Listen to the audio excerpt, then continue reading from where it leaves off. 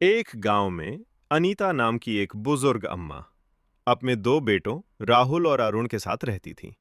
अनीता की बड़ी बहू रमा और छोटी बहू रिंकी आपस में बड़े प्यार से रहती थीं।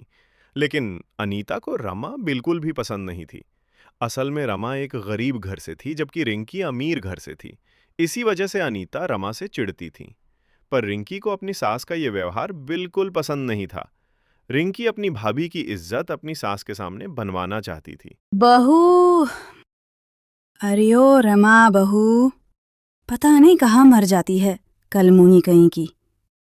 जब से इस मनहूस को ब्याह कर लाई हूँ मेरा घर बर्बाद हो गया। औलाद की खुशी भी नहीं दी इसने अभी तक। हाँ माँ जी, आ गए।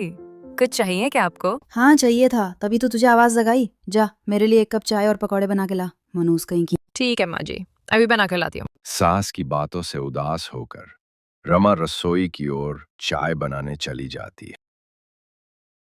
पता नहीं माँ जी को मुझसे क्या तकलीफ है। वो हर समय मुझसे चिड़चिड़ा कर बात करती हैं।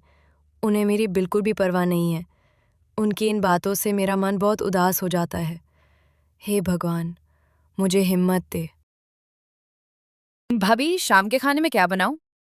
भाभी, लग रहा है माँ जी ने कुछ कहा होगा, आप उदास लग रही हैं। भाभी, क्या हुआ? माँ जी ने कुछ कहा है क्या? मैं आपको कब से कह रही हूँ, कुछ दिनों के लिए मायके चली जाइए, तभी माँ जी को आपकी अहमियत का एहसास होगा।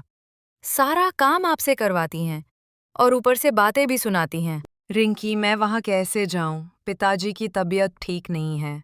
पहले ही वो मेरी चिंता में बीमार हो गए हैं।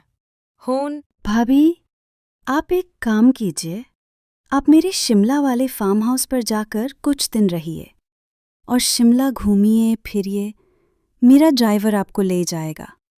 आप चिंता मत कीजिए, मैं माँ जी और भैया से कह दूंगी कि आप कुछ दिनों के लिए अपने मायके चली गई हैं। रिंकी के बहुत मनाने पर रमा शिमला जाने के लिए मान जाती है। ठीक है रिंकी, मैं अब चलती हूँ, पर मुझे बहुत डर लग रहा है कहीं माँ जी मुझसे नाराज ना हो जाएं। अरे भाभी, आप चिंता क्यों कर रही हो? मैं हूं ना यहाँ, मैं सब संभालूंगी, माँ जी को भी और भैया को भी। माँ को बिल्कुल नहीं पता था कि रिंकी रामा के जाने के बाद क्या करने वाली है। रामा अपने पति से इजाजत लेकर शिमला चली जाती है और 4 दिन बाद पता नहीं रामा बहू कब आएगी, इतने दिन हो गए हैं। ये नौकरों को तो खाना बनाना भी नहीं आता। रामा बहू होती तो मेरा हर काम कर देती और मेरे डांटने पे भी कुछ नहीं कहती थी।